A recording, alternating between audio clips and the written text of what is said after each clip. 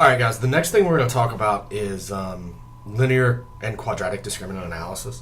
And I want to show you some things, I want to show you some ideas. I've got a file folder on here that'll show you some pictures that are really, I think, going to help you. I won't claim they're going to help you, but I think they're going to help you. LDA and QDA are two of the most well-known discriminant analysis methods. The idea behind LDA and QDA is what we're going to do is we're going to use these multivariate normal assumptions. And here's the way we define it.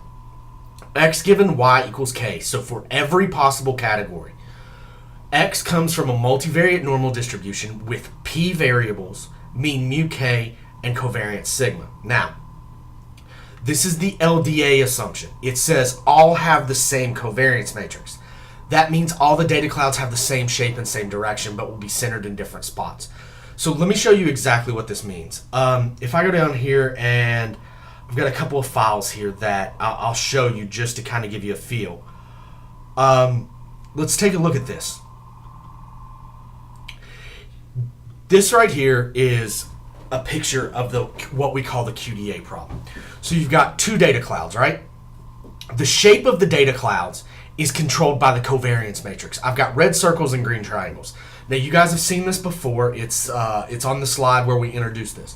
So you've got red circles and green triangles. The whole idea between QDA is we want to discriminate between these two categories, okay? Discriminate means we want to break them apart. We want to figure out what separates them, what makes them different. So the idea is we want to come in and we want to try and separate them. We want to try and separate the two data clouds. Notice how the red circles are centered at probably like this 0, 0 point, and the green triangles are probably centered around, I'd say 3, 3, okay?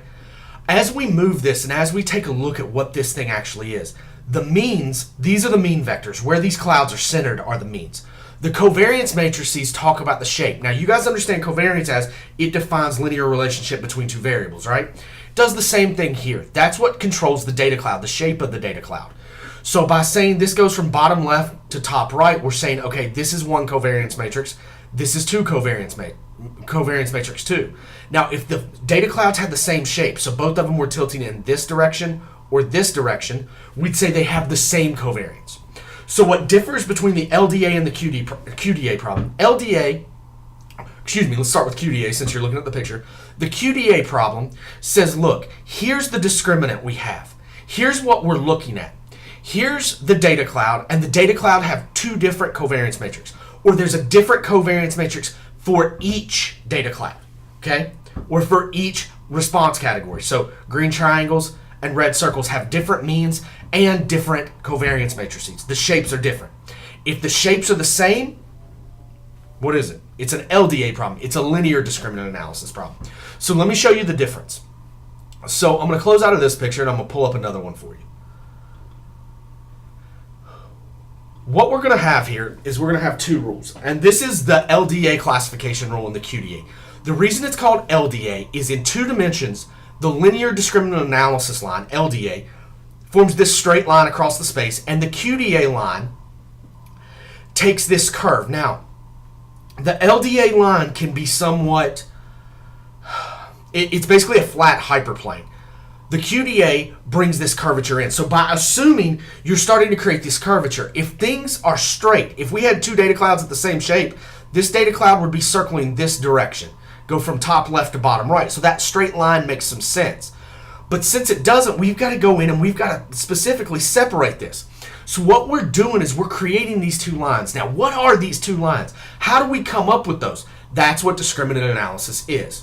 Now, in two dimensions, this is very easy to look at and very easy to think about. In multiple dimensions, it's a lot harder. So we need to come up with a little bit of math that generates this entire classification problem. Okay? And you're going to start looking at some things and seeing some things from a probability perspective. So as we go through this, I'll keep coming back to this picture. So here's what we're going to do. We're going to look at this conditional probability. It's Bayes' rule is all it is. And we're going to come up here and we're going to estimate these parameters. And we're going to say, okay, the mean for the green triangles is this. The covariance matrix for the green triangles is this. The mean for the red circles is this. The mean for the covariance matrix for the red circles is this. So we're going to come back and we're going to calculate the means and the variances that go along with that. We're going to say this is green triangle, here's the mean for green triangles. We're going to say these are red circles, here's the mean for red circles. And in each one of these cases, we're going to calculate the covariance matrix for each class. And then what we're going to get is we're going to get these distributions. So what we're able to do is we're able to calculate the probabilities that go in here. Now this is an equation to you guys. What this is, if you remember back way from when you took intro stat, this is Bayes' rule. And what Bayes' rule does is it looks at conditional probabilities, saying given these are the two distributions, given I can be a red circle or a green triangle, here's the probability I'm a red circle given X. Here's the probability I'm a green triangle given X. And then to create the classifier, we choose the one that is most probable. Now, at no point here do you see an equation for a line.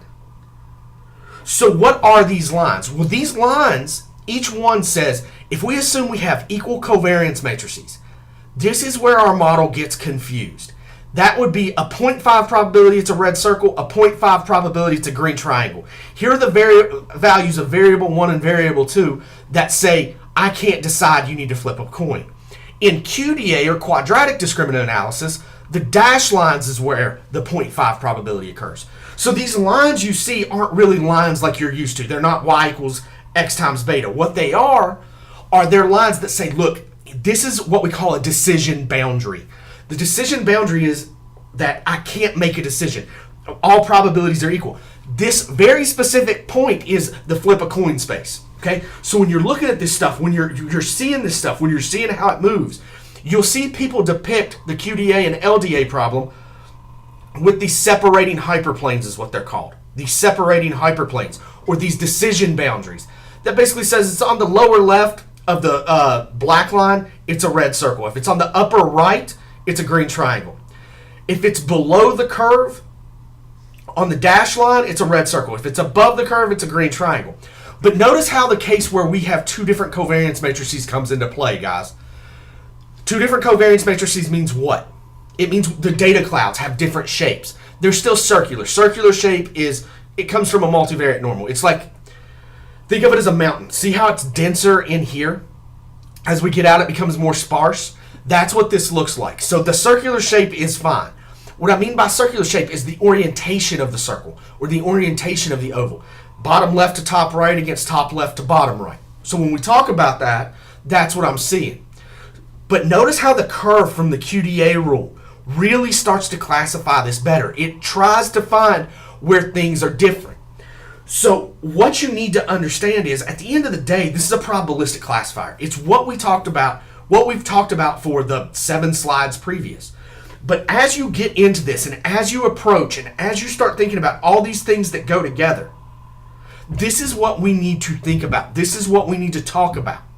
We need to talk about how you use it. Now, in practical settings, are you ever going to be able to look at the covariance matrix and be like, oh, these two are the same? No. But this, from a theoretical perspective, is how it works. In practice, what you're going to do is you're going to use both these methods. You're going to go into the software you're using, are Microsoft Azure, which is R, IBM, Big R, which is R. You're going to go into SAS or Stata or whatever you choose to use. If you're working as a data scientist, probably R. If you're working as a business analyst who wants to save money, probably R. But the entire idea is you're going to go into your software of choice and you're going to say, I'm going to fit both these models. Because what's the worst that can happen? I have a bad prediction model. But if one predicts better than the other, it gives you some insight. If the LDA model predicts better than the QDA model, or just as well as the QDA model, what it says is that common covariance, that same covariance assumption, is a pretty good idea.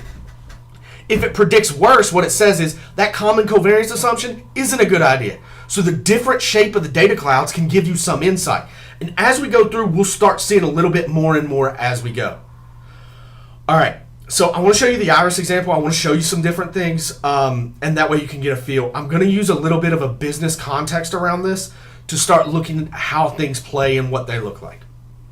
All right, guys, let me know if you have any questions.